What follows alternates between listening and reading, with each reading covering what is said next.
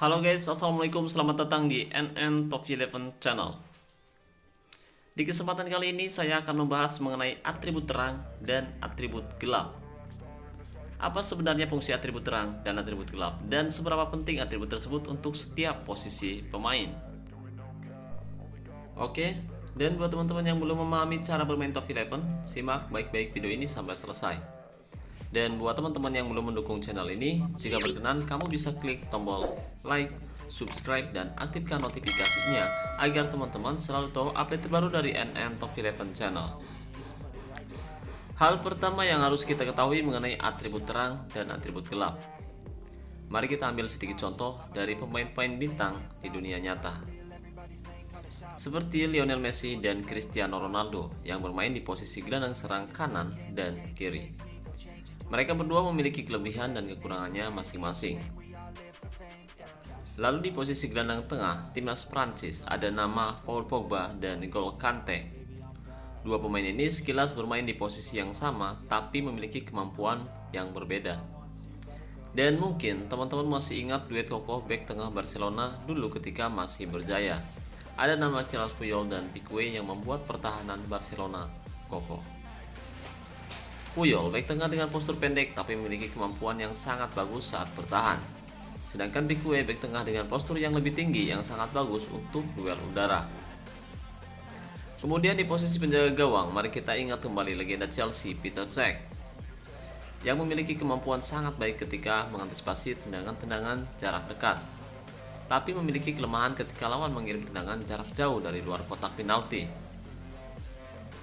Dan Bayern Munchen memiliki penjaga gawang tangguh di dalam diri, Manuel Neuer.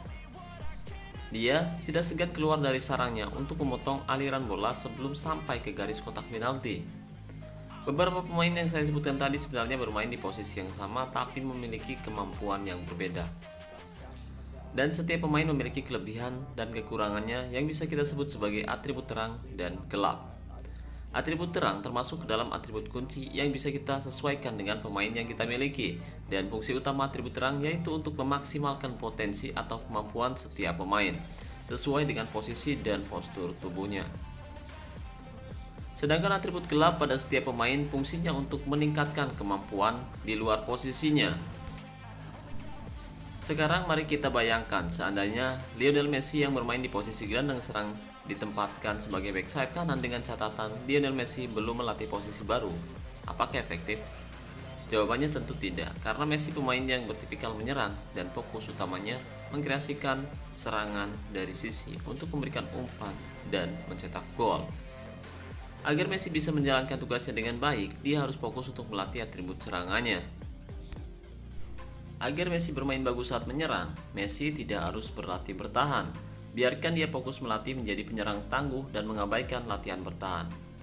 Jika kamu memaksanya agar dia bisa membantu pertahanan, fokus latihannya menjadi terbagi, dan itu akan membuat peningkatan keterampilan menyerang Messi menjadi terhambat. Jadi kamu tidak perlu melatih gelandang serang kamu untuk bertahan atau melatih atribut gelapnya. Jadi biarkan dia menjalankan tugasnya dengan baik dengan meningkatkan atribut serangannya. Tapi jika kamu memaksa Messi ikut membantu pertahanan, terpaksa kamu harus melatih posisi baru untuk membuka atribut gelap dan menjadikannya terang. Dan agar dia bisa bertahan layaknya back sayap kanan, kamu harus melatih dua posisi baru, MR dan DR. Setelah itu kamu bisa fokus untuk melatih kemampuan bertahannya. Lalu apakah setelah ditempatkan sebagai pemain bertahan, kemampuannya akan bagus? Jawabannya, tidak ada jaminan pemain itu akan bermain bagus. Pemain itu akan lebih nyaman jika dia ditempatkan di posisi aslinya, yaitu AMR atau gelandang serang kanan. Selain itu, postur tubuh dan kaki si pemain juga berperan penting untuk menentukan atribut mana yang akan kita tingkatkan dan menentukan pemain itu akan menjadi seperti apa. Contoh, jika kamu ingin memiliki gelandang serang kanan pengumpan, sebelum melatihnya, pastikan pemain tersebut kaki kanannya yang bagus untuk menendang. Sebaliknya, jika kamu akan melatih gelandang kanan pencetak gol, pastikan kaki kirinya yang bagus untuk menendang. Salah satu gelandang serang kanan pencetak gol dengan kaki kiri yaitu Lionel Messi dan Mo Salah. Dan jika kamu memiliki pemain dengan kedua kaki yang bagus untuk menendang, itu akan lebih bagus. Lalu dipadukan dengan atribut terang yang sesuai dengan kemampuan pemain tersebut. Begitupun dengan postur tubuh. Misalkan pemain kamu postur tubuhnya pendek, kamu tidak harus memaksakan dia untuk melatih atribut sundulannya.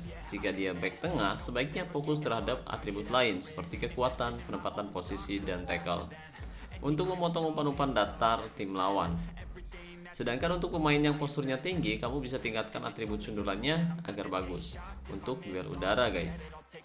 Kemudian, jika kamu ingin memiliki back tengah pengumpan, kamu bisa melatih posisi baru DMC untuk membuka atribut gelap umpan. Peningkatan atribut terang dan atribut gelap bisa disesuaikan dengan kemampuan kamu mengelola tim dan menyesuaikannya dengan taktik dan strategi yang kamu sukai. Dengan begitu, kamu akan lebih memahami dan mengenal lebih dekat pemain-pemain yang kamu miliki. Lionel Messi pernah ditanya mengenai kelemahan dirinya dan Messi menjawab dia sangat kesulitan menerima umpan bola atas dan selalu kalah saat duel udara karena bek lawan memiliki postur yang lebih tinggi. Dan Messi juga pernah ketahuan muntah saat pertandingan berlangsung ketika membela timnas Argentina karena kondisi fisiknya yang lemah. Dan itu sedikit kelemahan yang bisa kita ketahui dari atribut setiap pemain di dalam game Top 11. Jika kamu benar-benar menyukai dan mendalami strategi dalam sepak bola, saya rasa kamu juga harus bisa memahami filosofi strategi yang akan kamu terapkan dan menyesuaikannya dengan pemain-pemain yang kamu miliki tanpa memikirkan trofi. Salah satu contoh manajer yang memiliki filosofi permainan yang indah yaitu Pep Guardiola dengan strategi tiki-taka, dan salah satu manajer yang mengedepankan hasil akhir daripada memainkan sepak bola indah yaitu Jose Mourinho yang dilabeli sering menerapkan strategi parkir bus ketika menghadapi tim besar sekelas Barcelona. Lalu ada nama Diego Simeone yang lebih mengedepankan fisik para pemain dan dengan gaya tackle kerasnya. Manajer Liverpool yang sedang naik daun, Jurgen Klopp, memiliki filosofi strategi gegenpressing. Mereka memiliki fisik dan mental yang bagus, bermain agresif sepanjang pertandingan, dan bermain dengan gaya tekanan tinggi untuk merebut bola secepat mungkin di area pertahanan tim lawan. Tidak ada yang salah dengan strategi yang diterapkan para manajer kelas dunia itu, guys. Mereka memiliki cara tersendiri untuk membangun sebuah tim sepak bola dan berusaha menjadi yang terbaik. Jika kamu memang memiliki filosofi seperti para manajer kelas dunia itu, kamu harus bisa memahami kedalaman para pemain agar sesuai dengan strategi apa yang seharusnya diterapkan. Dan kita bisa sesuaikan lagi dengan atribut atau keterampilan para pemain, terutama pemain tim inti. Oke, seperti itulah yang bisa saya bahas kali ini. Mohon maaf jika ada yang salah dengan pembahasan ini, dan jangan sungkan untuk memberikan kritik dan saran untuk saya agar kedepannya bisa membuat konten yang lebih baik lagi, dan mudah-mudahan pembahasan kali ini mudah dipahami. Terima kasih banyak buat teman-teman yang sudah menonton video ini sampai selesai. Dan terima kasih banyak buat semua teman-teman yang selalu mendukung saya sejauh ini. Akhir-akhir ini saya cukup sibuk hingga saya belum bisa membalas komentar dari teman-teman semua. Kebetulan hari ini adalah pekan terakhir liga. Semoga semua teman-teman juara. Dan buat teman-teman yang musim ini gagal seperti saya, jangan kecewa. Semoga musim depan kamu juaranya. Oke, sekali lagi saya ucapkan terima kasih banyak. Wassalamualaikum warahmatullahi wabarakatuh. Salam olahraga, salam Top 11 Indonesia.